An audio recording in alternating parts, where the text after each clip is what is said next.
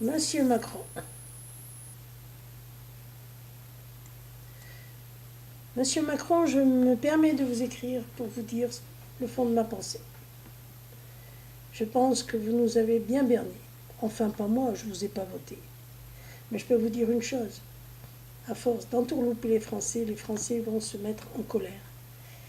À force de leur mentir, ils vont vous déclarer la guerre. À force de les voler, vous allez voler en poussière. Faites au mieux pour que ça n'arrive pas pour vous. Moi, personnellement, je vais vous dire, pour moi, vous n'êtes pas un président du tout. Vous êtes un homme qui pensait qu'à vous remplir les poches. Eh oui, on a bien vu votre petit manège. Vous, le banquier, vous êtes né avec une cuillère en or dans la bouche. Comment voulez-vous vous faire pour passer sans avoir de sous dans vos poches? Nous, retraités, salariés et petits ouvriers, nous avons à peine de quoi vivre et encore vous nous taxez. Il s'installe un grand ras-le-bol, vous savez. Ça ne peut pas continuer comme ça. Remettez-vous en place. Faites un examen de conscience. Voyez un peu dans quelle souffrance les Français vivent. C'est plus possible, c'est inadmissible. Quand vous voyez que vous dépensez autant d'argent pour aller en vacances, pour construire une piscine, pour prendre un avion, nous on va à pied. Nous on fait les courses au supermarché. Nous on n'a pas de la vaisselle à des prix impossibles. Nous on vit simplement et on n'y arrive pas. On finit de payer nos crédits, on est à la retraite, on est obligé de retravailler parce que notre retraite ne nous suffit pas. Je pense que tous les Français sont comme moi, mais ils n'osent pas le dire. Moi, j'ose le dire. Je peux vous dire, monsieur Macron, pour moi, vous n'êtes pas du tout un président. Mais alors, rien du tout. Pour moi, vous êtes un homme comme un autre, à part que vous avez peut-être un chiotte en marbre et que moi, j'ai un chiotte en émail. Mais c'est pas grave, hein. Moi, je me sens très bien sur mon chiotte.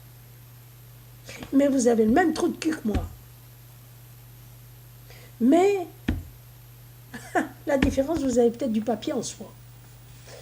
Eh ben moi j'ai mon papier tout simple de Lidl ou de Intermarché, ça me suffit bien. Moi je mange pas du caviar ou des crevettes ou du saumon ou je ne sais quoi.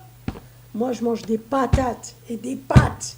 Je suis peut-être bouboule, mais c'est parce que je peux pas m'acheter de légumes. Alors quand vous voyez les Français, la colère qu'ils ont, et ils vont bientôt exploser. Moi personnellement je suis à deux droits. Moi si vous voulez venir manger chez moi, croyez pas que je vais vous mettre une table avec des couverts en argent. Vous mangerez les patates que je mange tous les jours. Et pensez pas qu'il y a de la viande. Hein. Il n'y a rien du tout. Si vous voulez de la viande, vous l'achetez. Hein.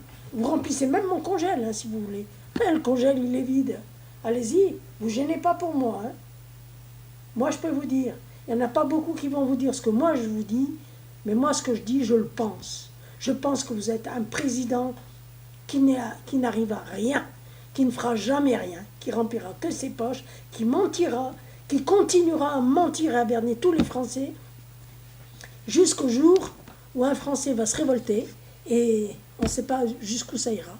Alors moi je vous dis, monsieur Macron, pensez un peu à tous ces gens qui sont dans la merde comme nous et qui retravaillent à 66 ans ou qui vont faire le bitume pendant que vous parlez dans vos transats, là, dans vos fauteuils, dans vos merdes là, et nous on se crève le cul. Vous ne savez pas ce que c'est que le travail, monsieur. Vous ne savez pas du tout ce que c'est le travail. Moi, je peux vous dire, moi j'ai travaillé à l'âge de 7 ans. À 7 ans, on ramassait les pommes de terre. J'ai toujours travaillé pour une miséreuse retraite. La preuve, je suis obligée de retourner au boulot. Inadmissible. Et je ne suis pas la seule. Je ne vais pas me plaindre. Il y en a des pires que moi. Il y en a qui dorment dehors. Hein? Alors, pensez-y bien.